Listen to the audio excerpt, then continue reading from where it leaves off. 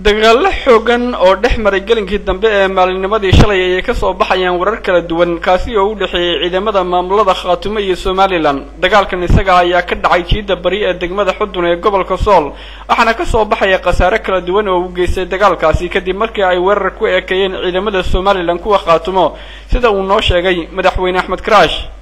أحمد عثمان محمد أحمد كراش أو كم إذا قلها مدحتوية ده ماملك خاتمه وفهفاين كبحية دجال كشري دحمر مامل كيسي كان سوماليلان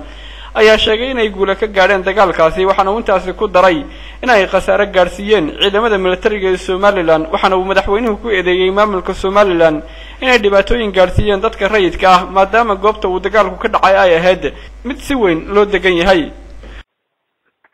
والسلام يا هذا والبانتها السلام بارسو قدنا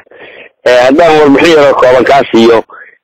أنا واسكن دكان ما هيجي أيام ما كاسي نسوي وين بينو سوق عليه ده ما هو نسكعب خسارة بدن بجاري أنا خسارة وحال جاري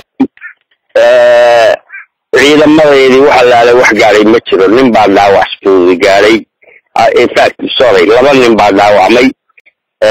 من وافدودي هاي من نحوها وإسكالي هاي واحد مشاع عيدا ماذا مركان كاظ حق عيدا ماذا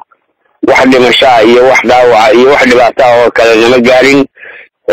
هي خسارة ودوا بدي هاي ترى دي أنا ما نقولش لكن لو يطلع لواحد بقى لو شيء داوعنا عاد بليهاي مركي هو جاي شمس كاسو قالي بي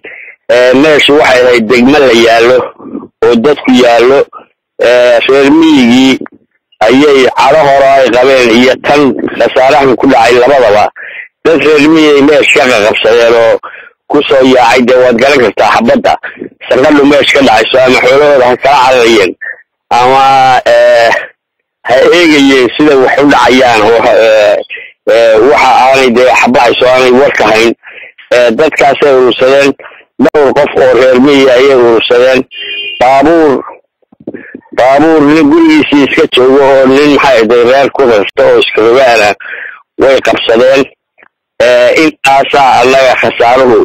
dhinacayaga yahay iyagu jabi haraag baa ku dhacay sidii hore loogu dhici jirtay laakiin madaxweyne waxay sheeganayeen dhinaca kale ee Somaliland maray warbaahinta la hadleen saaka in ay la saddex gaari hayaan oo dhinacina taa maxaad ku dooninaysaa la tusalaaya way hayaan la tusalaaya waxa waxay naga qabsadeen anaga ma jirto aan baabuurka ahayn aan baabuurka